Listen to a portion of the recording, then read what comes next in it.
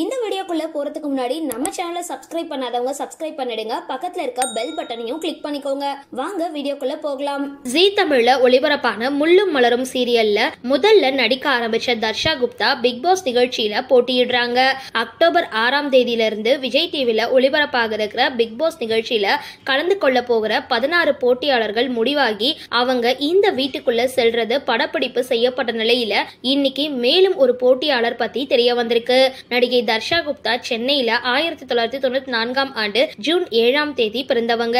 இவங்க தொடக்கத்துல இணையதளத்துல மாடலிங் செஞ்சு அதன் மூலமா பலருக்கும் தெரிய வந்தாங்க. இவங்க முதல்ல தமிழ் தொலைக்காட்சி தொடர்கள்ல நடிக்க ஆரம்பிச்சாங்க.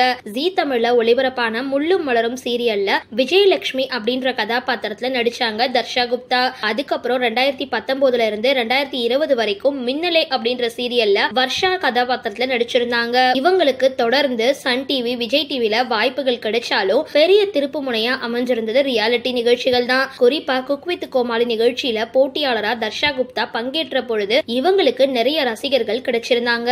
இவங்களோட சமையலை தாண்டி இவங்களும் கோமாளியா வர புகழ் செய்யற நகைச்சுவைக்கு நல்ல வரவேற்பு கிடைச்சிருந்தது. குக் வித் கோமாளி நிகழ்ச்சியில பல நாட்கள் போட்டியில தக்க வச்சுட்டு இருந்த தர்ஷா குப்தா இசையில வெளியேறினாலும் அந்த நிகழ்ச்சியோட ரசிகர்களால இன்னைக்கும் அடிக்கடி இணையதளத்துல பேசப்பட்டு வராங்க.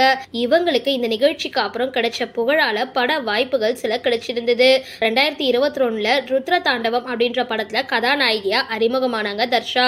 இந்த படத்துல வராகி அப்படின்ற கதாபாத்திரத்துல நடிகர் ரிச்சர்ட் ரிஷி நாயகனா நடிக்க ஒரு ஆக்ஷன் படமா அமைஞ்சிருந்தது. இந்த படம் நினைச்ச மாதிரி ஹிட் கொடுக்காததுனால திரும்பவும் மாடலிங் செஞ்சுட்டு வராங்க தர்ஷா. அதுக்கப்புறம் சன்னி லியோன் நடிச்சு தமிழ் பேய் படமான ஓ மை கோஸ்ட் படத்துல காயத்ரி அப்படின்ற கதாபாத்திரத்துல நடிச்சாங்க. இதை தொடர்ந்து சமீபத்துல வெளியான தலைமை செயலகம் அப்படின்ற ஒரு வெப் சீரிஸ்லயும் நடிச்சிருக்காங்க. இப்போ பிக் பாஸ் நிகழ்ச்சியில பங்கு பெறதன் மூலமா மேலும் பெரிய வாய்ப்புகள் கருத்துல கொண்டுதான் போட்டியிடுவாங்க. இவங்களுக்கு ஏற்கனவே இருக்கிற பல கோடி ரசிகர்கள் இவங்களை பிக் பாஸ் நிகழ்ச்சியில அவங்களுக்கு துணையா இருந்தா நிச்சயம் நல்ல போட்டியாளரா அமைவாங்க.